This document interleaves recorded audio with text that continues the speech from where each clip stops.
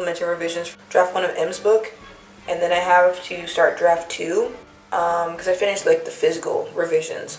And then for Briar's book, I wrote the epilogue, and I just have like 4 scenes left, and then draft 1 can be done of that. I've also been making a Pinterest board, a mood board for her story, so that's also something I've been trying to do to help me when I get into draft 2 to have those visuals. This is just like a temporary cover photo for Briar's book because, you know, I like having visuals, and I actually made Pinterest boards, which I could show you. Full printed draft 1.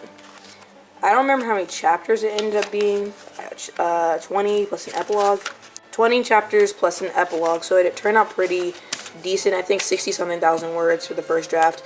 I noticed I tend to underwrite to some extent, and then I go into revisions and fill in a lot more. So for M's Pinterest board, it's gonna be kind of like a teaser for what her book is, kind of the general feel of it.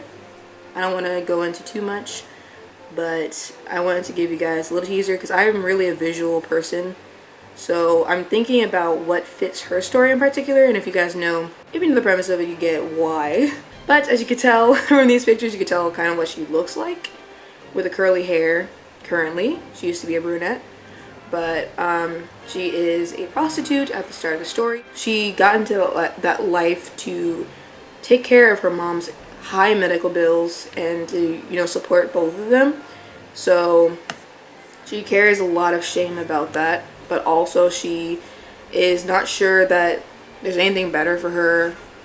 She wanted to be an actress from when she started, you know, back in high school as a distraction from her mom's health issues, but she really felt like, you know, she couldn't just pursue that because it's not easy, instant money. You have to really work your way up sometimes. It's like lightning in a bottle trying to get booked or get discovered, you know what I'm saying? As you can tell, Pikmin is on the screen right now. You see my reflection. Pikmin 2. Dun, dun. I hadn't gotten back to my Lego in a month, which is wild to me, because I thought I would not take that long to finish this. But also, in some ways I'm glad I'm taking my time because these are expensive, and once it's done, technically. And then I have all these different bags left for you guys to know. So I got Scrivener thanks to my mom helping me and my sister, so it's going to be my first time trying it. I feel like it'll work really well with the way my writing style is and the way my brain works, so we're going to be learning it. And I'm very excited. Right now I am in the tutorial mode because I was like, I heard there's a steep learning curve, but I wanted to get something that's like a one-time payment and that's it. So yeah, I am definitely excited because I really feel like as a discovery writer or headlamp writer, whatever you want to call it, who also just is very visual, it'll help me to have the pictures in the document and be able to use that for references, because right now I have it on Pinterest, right? Like, I have Pinterest boards for the sort of thing. Would love to have that within the document itself. So I think this is going to work really well for me. Otherwise, I'm finishing Lion King up today. I'm trying my best to do it. Oh, make all editors dark. Dark mode! Oh my gosh. Yes. It needs to stay there. Dark mode is the only thing I prefer.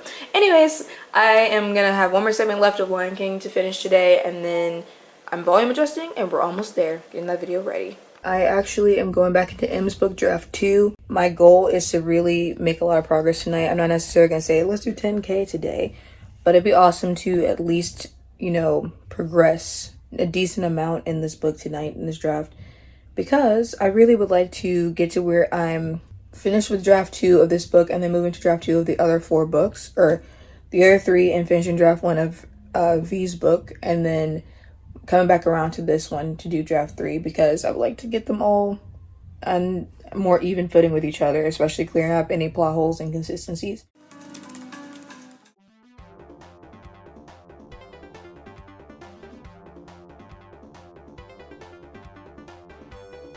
I have written in M's book so far today 1,491 words, give or take. So we're making progress. I'm writing the scene where they're having to begin the process of writing letters to their past selves and then their future children or babies as well. I also have ideas developing for V's book at the same time, which is the only one left in its first draft stage. And I have ideas in mind for points of conflict within that story that will kind of push my FMC V, I'm calling her for short, to her breaking point, which is interesting because she is such an upbeat, optimistic, glasses always half full type of character, so it's interesting to put her into situations where it kind of puts that to the test. And I have an idea in mind for a point of contention where the press will dig into her past, her fostered son Trevor's past, and how he became blind and stuff like that, and just digging in and adding another rift additionally, as well as really her having to balance all these different things. She has, she works at her mom's bakery. She has the band commitments. She fosters this boy, and she has her marriage, and she has her friends in this support group. So she has all these different things, and she's also trying to discover her past because she was adopted from Seoul, Korea when she was a baby. So she's trying to trace back her roots at the same time. So there's like a lot of things in this story that's like developing further for me. So I just want to give that update that came to me yesterday or the day before to add as a point of conflict in her story.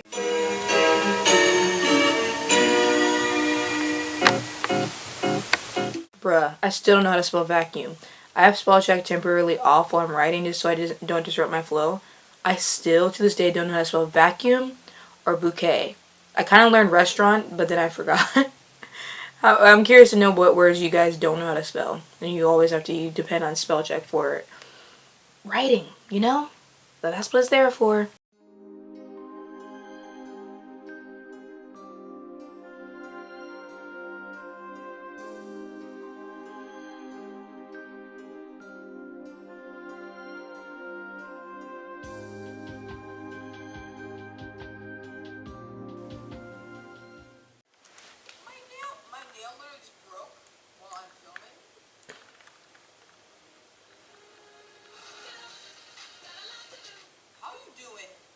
All y'all had to say was hello.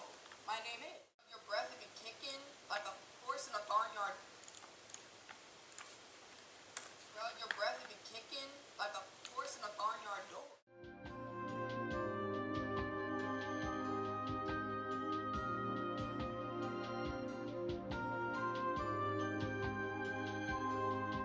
Responsibility.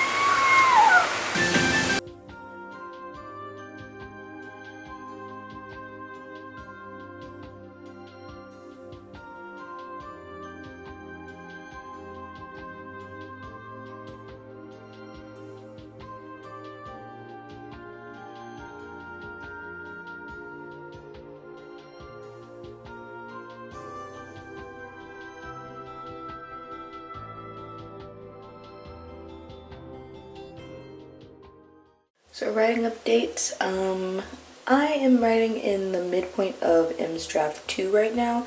Writing scenes out of order, but anyway, I came up with some new developmental changes that are pretty major some days ago. One of them being that the main character's mom, who has kidney issues and is in end-stage kidney failure, in the original version of the story I had her after she got the surgery at the start of the story, but now I'm changing to she's waiting for the kidney donor, and that's what gives extra motivation for the main character to be in prostitution, because she has to pay for the surgery and actual bills real time instead of back pay of things from before, which I think adds a lot more to the stakes, especially with the whole thing I'm coming up with from this midpoint of a way for her to earn money, but at the cost of other important things.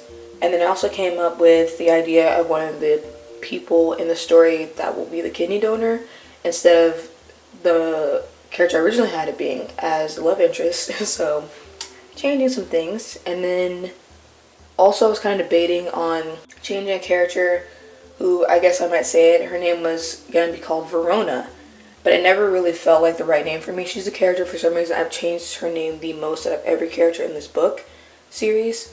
I'm thinking about changing her name to Courtney. I don't know, it kind of sounds nice to me. But also she came over from Seoul, Korea as a baby, so I'm kind of like, should I give her a Korean name and a Western name, or should she have a Korean name, or should she just have a Western name?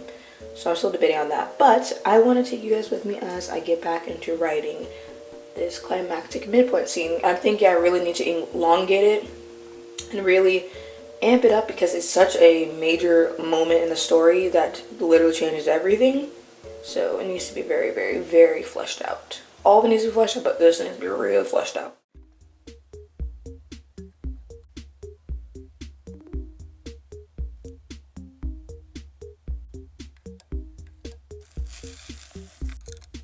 I'm about to go to the library to write for the first time, writing outside the house. So we're gonna see how this is gonna be. I'm declaring that it will go over very well. It'll be fruitful, it'll be prosperous. It's gonna be easy. A lot of ideas are gonna flow. It'll be very creative, a creative time for me. And we're gonna have fun.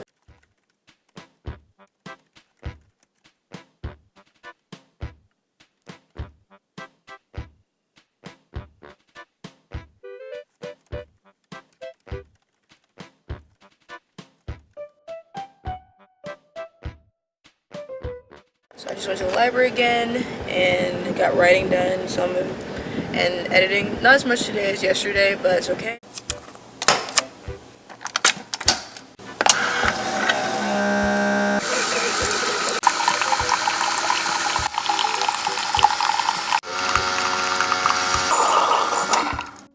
So I'm making an HEB recipe, which is breakfast strata, which involves 2 cups of seasoned stuffing for turkeys, what it's called. It involves a certain portion of the pico de gallo. I'll put all the ingredients as usual on the screen. I actually get mild. It recommends, I think this one, it might even say on the recipe, real egg original Jimmy Dean sausage as well. So what you're gonna do is measure out 2 cups of the seasoned turkey stuffing. I thought that said Mademoiselle for some reason. So it starts to smell like Thanksgiving up in here. Looks like a cornbread dressing or stuffing, I've heard, and I made this. Smells good. Looks like little breadcrumbs in there. This is 100% your Lacani, baby. This is cup 1 in the bowl. This is a very simple recipe. Again, now when I double this recipe, I just double it. So like I do 4 cups, so I make sure there's more. And then I, get maybe 2 pico de gallos, and then I get, make sure I have maybe 1 more extra. Because this is like 10 ounces, it says, which converts to like 1 1/4 cup. Smell that onion, bro.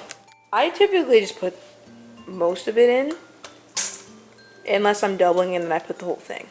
Oh, well, it's fine. Truly, I don't think it throws the proportions off if you do the whole container. After that, we need to put our sausage in, and we're gonna toss everything together. And it looks really summery and colorful. But for the sausage, I have to actually heat it up in the microwave before we can actually add it to the bowl. So now we add in our sausage from the microwave. They go in the microwave for 35 seconds at a time. You really only need like 4 patties for this. All right, last 2. Mash this. The last thing we're gonna do is add 1 1/4 cups of our real egg original, which I think is like probably egg whites. Liquid eggs, yes. We could even mash up the sausage more, but 1 and 1/4 cup. Now we mix it all together, and you get the best of both worlds. So we have our casserole dish that we need. I forgot the dimensions that are needed, but it tells you on the recipe.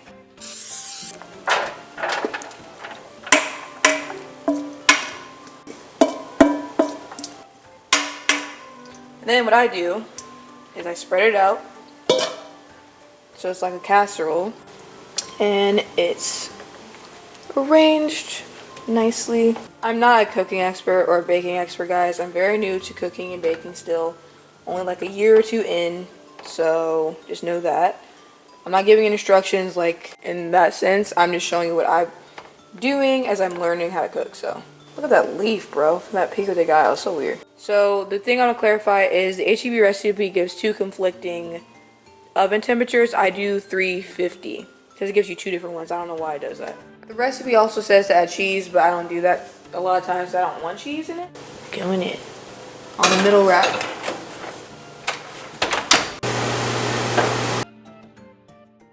I wanted to take you guys through my process to overcome thunderstorms while they're actively happening, because it has been like predicted to possibly happen off and on throughout this week and the next week. So for me, I want to learn new ways to overcome any fear related to thunderstorms. Take you guys with me, for those of you that also deal with the same issue, and what I do and what I'm learning to do to be able to be at peace in the midst of a thunderstorm.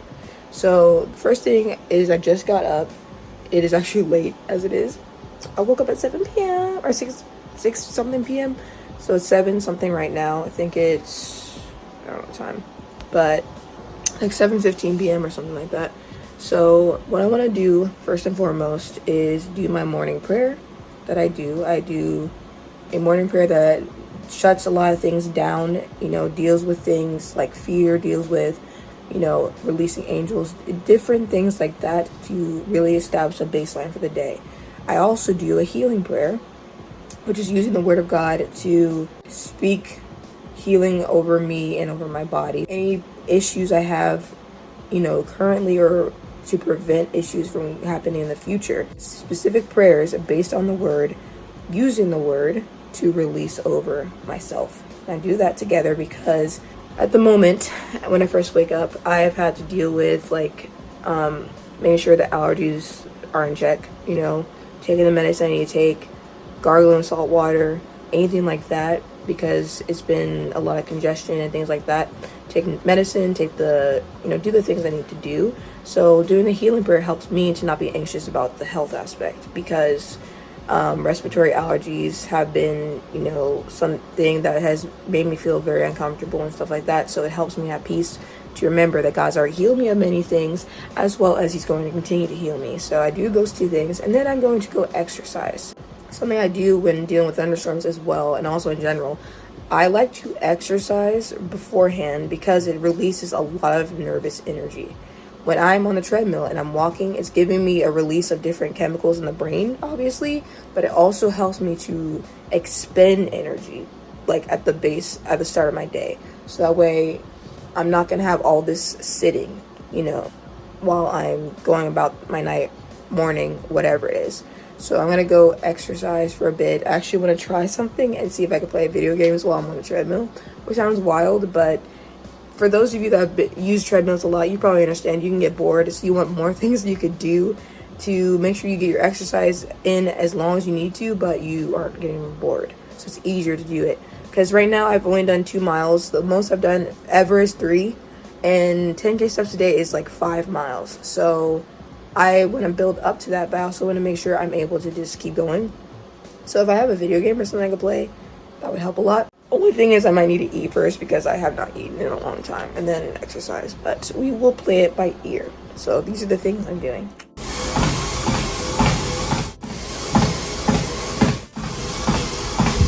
So I did my 1.75 miles, and now I forgot to mention, I already did it, but I also do a prayer from Blessing the Spirit by Arthur Burke and Sylvia Gunther.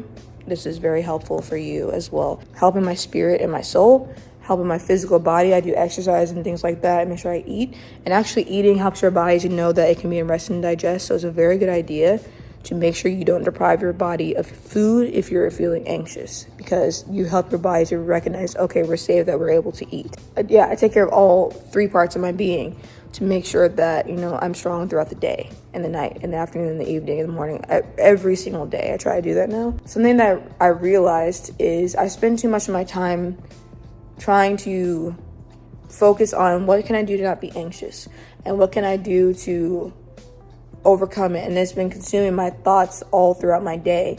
And it's like, that's not the purpose of my life, is not to avoid something or to not be to think, oh, what can I do to not be anxious today? It's about, how can I serve God today? How can I bless somebody else?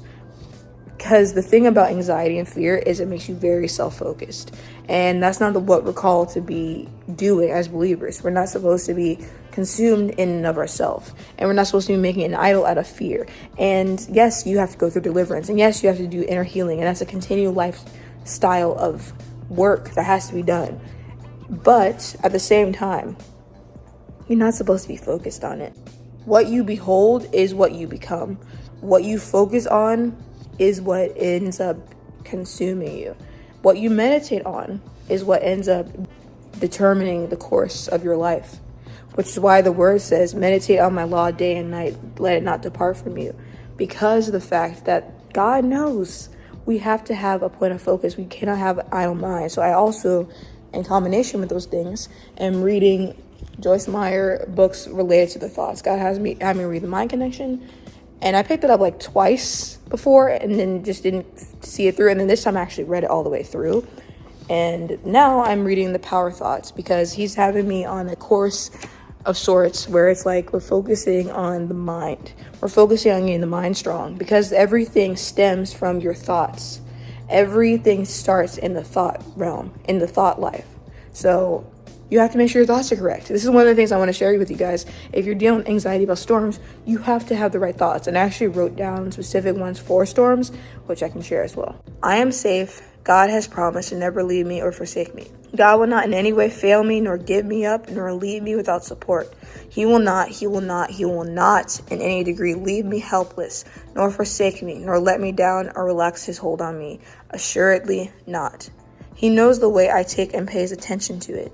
He has plans to prosper me and not to harm me. Thunderstorms, this is what I wrote for myself, so I can have a positive thought about thunderstorms. Thunderstorms are cozy, perfect weather to curl up with a good book, a movie, and a warm drink and a blanket. Noise is used for fun things, like parties and celebrations and applause and cheering at games. It doesn't always mean danger. God created the wind and the waves, and God is not done with us. I like to say we have plot armor. God gave me a peace in my spirit about this house because it is our Goshen. And, this is a place where I want to be able to feel safe regardless of the past. I want to trust that God placed us here not to destroy us, but to protect us, to prosper us, to cause us to be fruitful. And that's what I want to remind myself of. I look kind of goofy right now, but I'm practicing my driving in the sense of working to drive more so I'm not anxious about it and have that victory and progress. So I want to use this to encourage you and encourage me that we can do it. I just drove from my house to my chiropractor office and I'm going to keep driving a bit just to keep going, and I'm driving at night, which is also good to do.